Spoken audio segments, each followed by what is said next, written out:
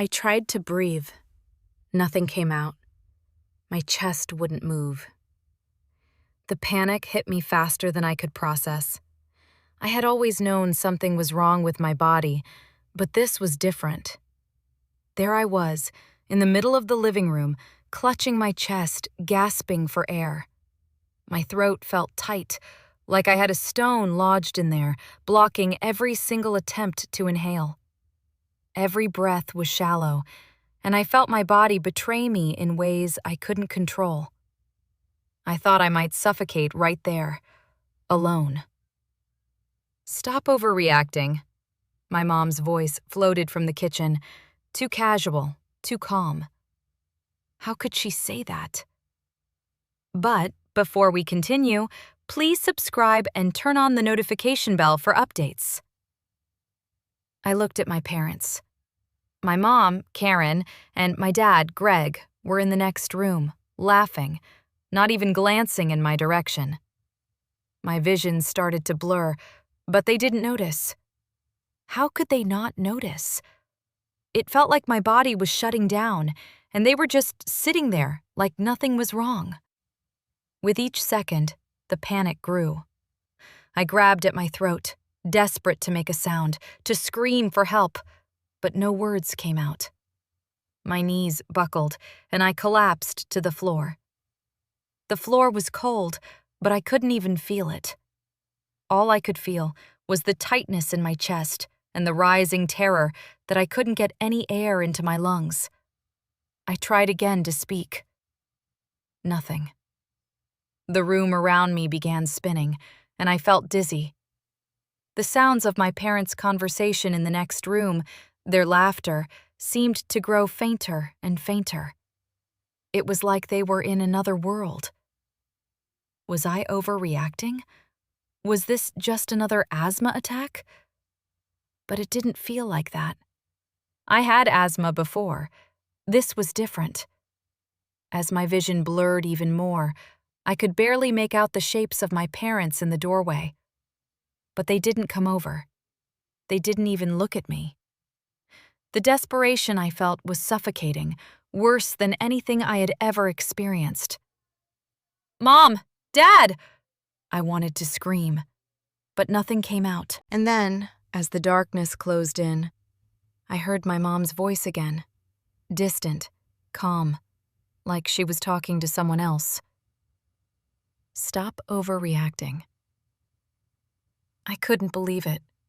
I was dying, and my mom said I was overreacting. As I lay there on the floor, gasping for air, every part of me screamed for help. But nobody heard. Not even my own parents. I could feel my heartbeat thudding in my chest, but each beat seemed to get weaker and weaker. My mind was racing with questions. Why weren't they helping me? Why didn't they care? Why wasn't anyone coming? I had always had asthma, but I had never felt like this before. Every breath felt like a struggle.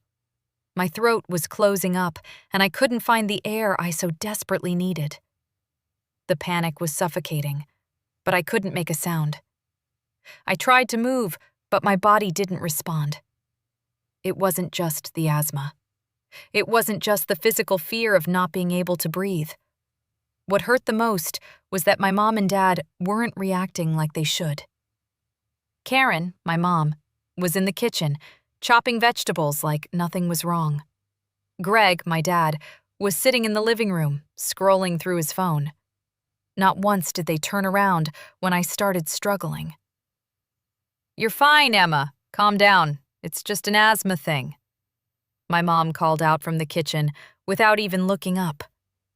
I could hear her, but her words didn't make sense. I wasn't fine. I couldn't breathe. I couldn't move.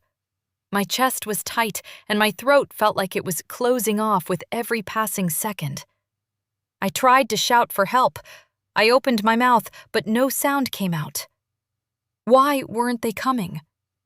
We've had our issues over the years, sure. I've always felt like my parents didn't quite understand me. They always told me I was overdramatic, but I didn't think it would come to this. Not like this. I was literally suffocating. How could they think this was just a panic attack? I locked eyes with them, trying to get their attention, but they didn't seem to care. "Emma, stop making drama," Greg said, Barely glancing up from his phone. It was like I wasn't even there. The fear in me grew stronger as I tried, one last time, to speak. I tried to scream, but my voice was swallowed by the silence. I couldn't feel my limbs anymore. My body felt weightless, as if it was slipping away. I watched them, both of them, laughing, talking, completely unaware. And then, everything went black. I had no idea if I was going to wake up. Everything went silent. Not the kind of silence where it's just quiet, but the kind of silence where you can't even hear yourself breathe. I don't know how long I was out for. I had completely lost track of time. The last thing I remembered was collapsing onto the floor, unable to move. Then, the room disappeared.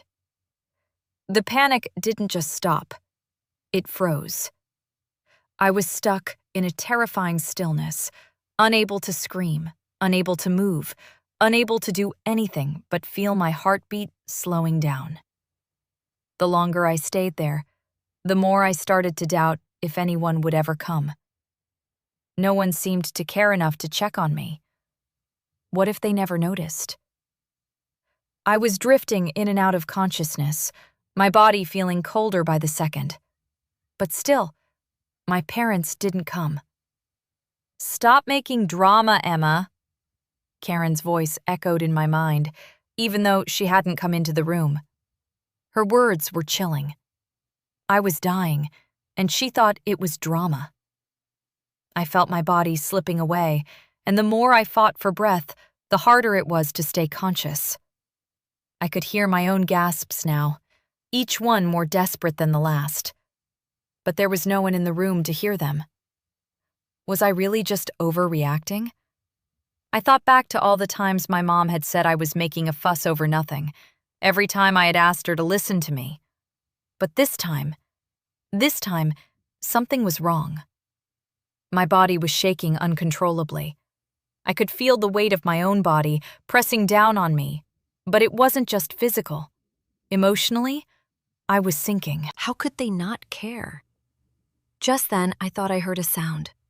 It was distant, muffled, like a door opening. Someone was moving through the house. I couldn't focus enough to make out who it was.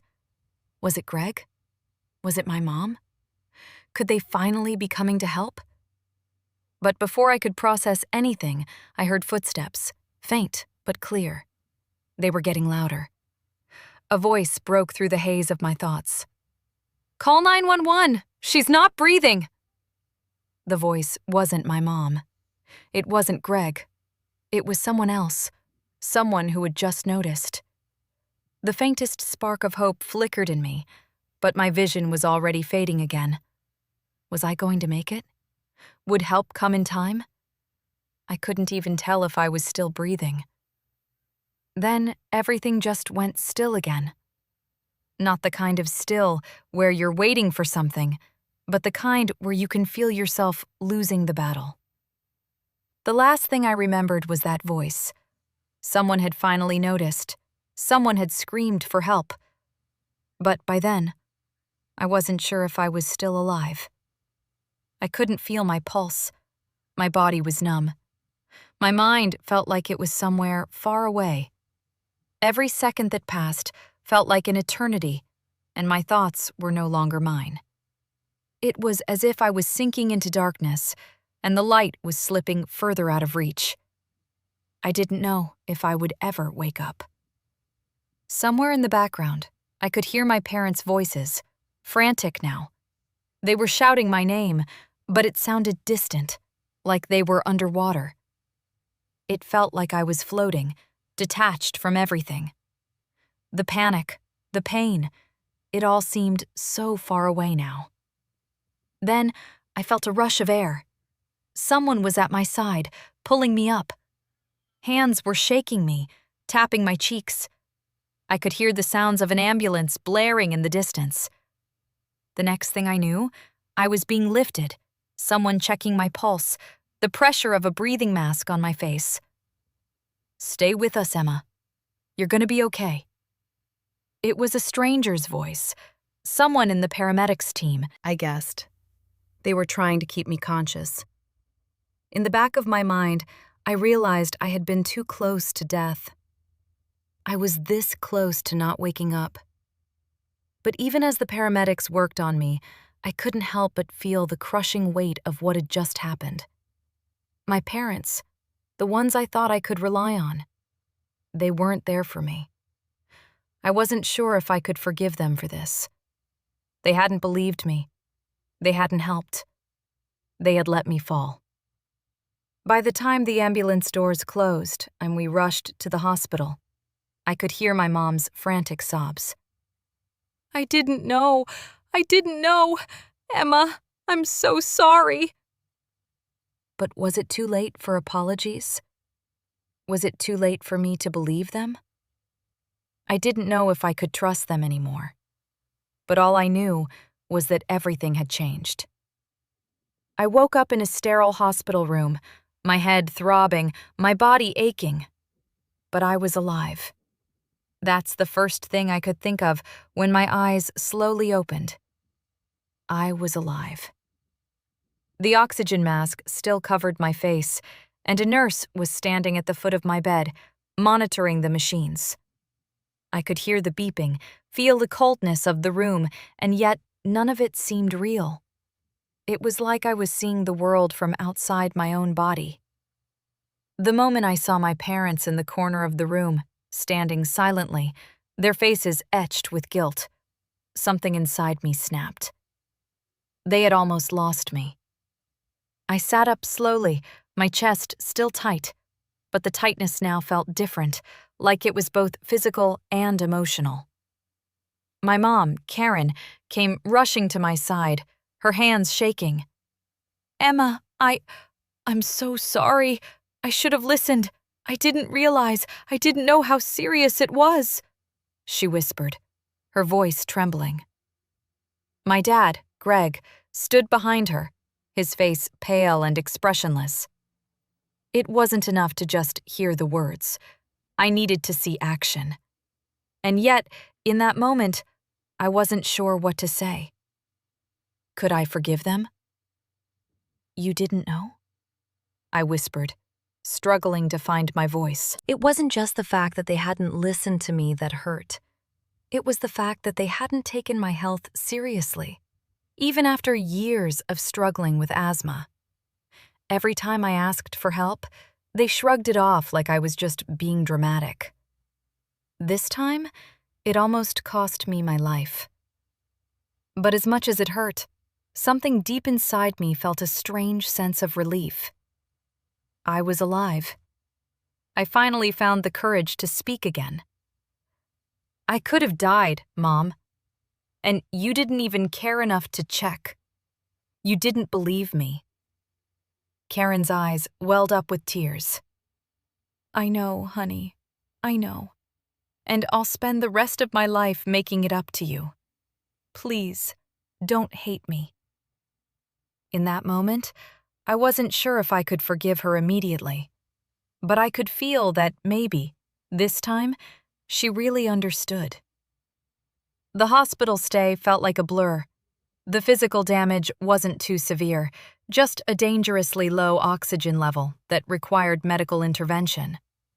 But the emotional damage was harder to heal. My parents started taking me seriously after that.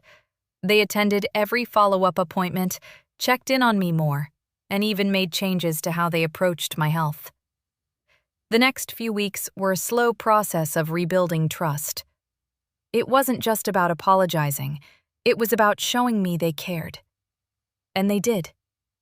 But something had changed between us.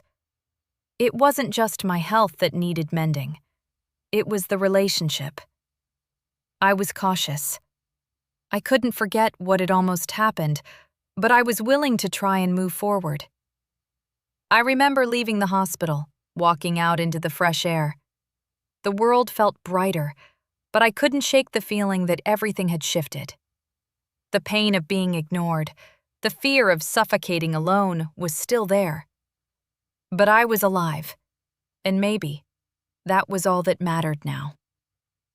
As we drove home, my mom turned to me in the car, her voice softer than it had ever been before. "I'm sorry, Emma. I'll always listen to you from now on." And I nodded, uncertain of everything, but knowing this was just the beginning of something new.